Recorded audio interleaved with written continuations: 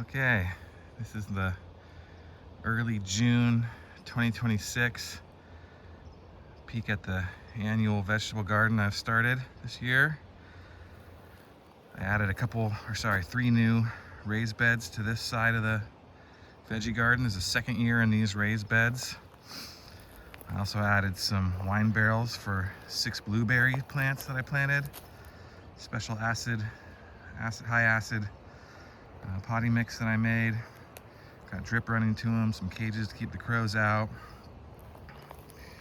And these new raised beds, I'm doing the kind of a polyculture. This has got squash, bush beans, and this one's also got arugula and kale. And I'm following the same formula over here with the arugula, kale, bush beans, and another winter squash. The first one was honey nut squash, this one's butternut squash, and this third one, same thing, but I'm doing spaghetti squash in this one. So all these plants work together in harmony. In this bed last year I did the Three Sisters, and I'm doing kind of similar this year. A couple rows of corn rather than round clumps. I'm doing rows this year. And a couple melons that'll take the place of the squash. And I have some pole beans that I just transplanted in there to kind of run up the sides of the corn. And then I'm doing something different this year in this arch trellis beds. The stuff I did last year wasn't all that successful, but this year I'm trying to do sweet potatoes. So I've got some sweet potato slips that I bought and I've planted in here. It's a little hard to get them to take. Are kind of cold nights here. I don't think they like the cold nights. These are from the southern part of the United States. They do better, so they like the warmth. So I got 3 different varieties. I have a white yam, centennial, which is orange, and then over here I'm doing some Puerto Ricos, these are more of a bush type, but the centennial and the white yam are vining. So the idea is I'll kind of train them up on this trellis. So maybe I'll have a complete trellis this year. And then here in the same spot kind of as last year, I'm doing zucchini, doing your typical Black Beauty green zucchini that we all find in the store. And then this is a new variety I'm doing this year called it's a yellow zucchini. It's not a crooked yellow neck squash, it's actually a golden zucchini. It's the same shape and size as the Black Beauties, but it's golden or yellow. And then this guy on the end is an heirloom Italian zucchini. And it's kind of got a little more of a gray finish to it. So green, golden, and gray zucchini. And I'm just about to do something different here. Rather than just let them sprawl, I'm gonna put them on a pole, and I'm gonna tie them up to the pole, or I'm gonna keep it vertical, because I had a hard time last year with the powdery mildew. So if you go vertical with them and keep them tied up to a trellis or a pole, you can trim all of the lower dead leaves. All the leaves below the last piece of fruit you trim off, and you only have the young, fresh, beautiful leaves at the top, and that limits the white powdery mildew issues. In this bed, I still got some garlic left over. I've pulled a bunch of garlic that I started in November, but I got a row here. It'll probably come out in the next week. I got some carrots I just started. They just sprouted. A row of leeks. And then in this bed, these 2 beds, I'm doing kind of what I did last year with the tomatoes and the Florida weave method for trellising the tomatoes. But this year I'm doing all determinates in these 2 beds. So these are a couple different types of Roma tomatoes and some Burbanks and another variety that I haven't tried before. But I got these polycultured up here with some marigolds and basil.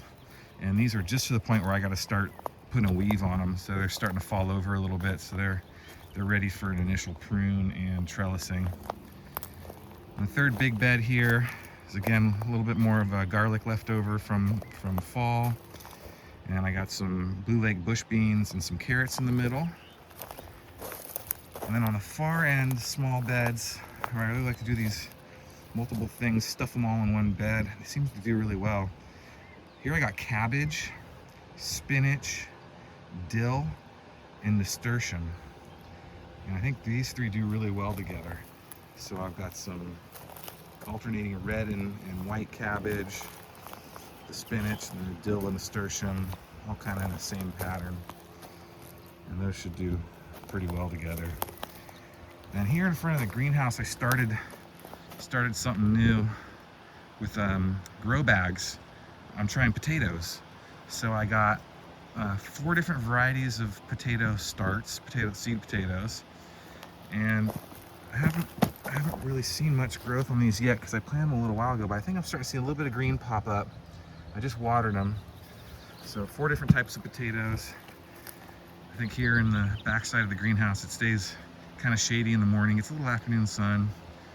I'm about to run some drip over to it so I can go on vacation in a couple weeks and they won't die out on me. But yeah, it's an experiment, potatoes. And I'll show you in the greenhouse what I got going on. I got some extra peppers and tomatoes and onions out here because I bought too much. So I always seem to buy too much. But here's what we're doing in the greenhouse this year. Kind of going big on peppers. So this whole front section is hot peppers. Ton of hot peppers. I've got Sugar Rush Peach, Habanero, Scotch Bonnet, jalapeno, Sriracha peppers, which are gonna be kind of cool, and just a bunch of other varieties. What else did I do besides the Sriracha and the, oh yeah, pepperoncinis, jalapenos. So multiples of each one. So I'm gonna really push on these and see what I can get a lot of production out of these peppers, because hot sauce did really well. I got a lot of hot sauce last year and really liked it. So these are just starting out. Started a little late on the peppers, but I think they like that, the heat in here. And I'm planning on putting some trellis. You'll see maybe in a future update where I'm gonna put some cages around these. Not tomato cages, but 4-foot fencing, basically barnyard fencing, if you will. 4x4, 4 foot tall. I'm gonna cut it in the right thing and wrap it around so it'll be this cylinder of fencing that you still get in there and get peppers, but yeah, high production style. And then here I'm doing tomatoes. So in these 2 beds, I'm doing my indeterminate tomatoes, and I didn't do this last year. I had indeterminates outside, but this year I'm bringing indeterminates inside. I added a new bar to the greenhouse so I can hang these little roller lines, these adjustable roller lines, and I've got all my indeterminate tomatoes trellised up that way.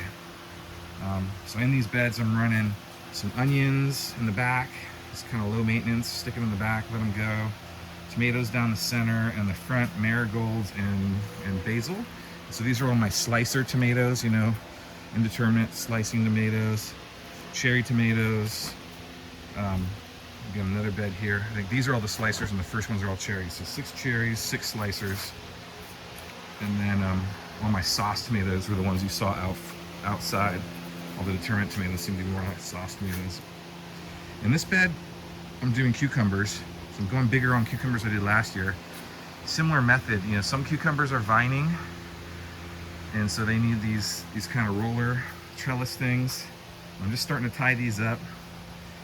And with the, what goes well with the cucumbers is onions are fine. Onions like cucumbers, they go well together, but they like dill and nasturtium. So I'm running dill and nasturtium in these beds. And then these last 2 cucumbers are more of a bush type cucumber. So I got them with the tomato cages. So 2 pickling cucumbers, and then like 2 Persian cucumbers and 2 English cucumbers, I think is what I planted.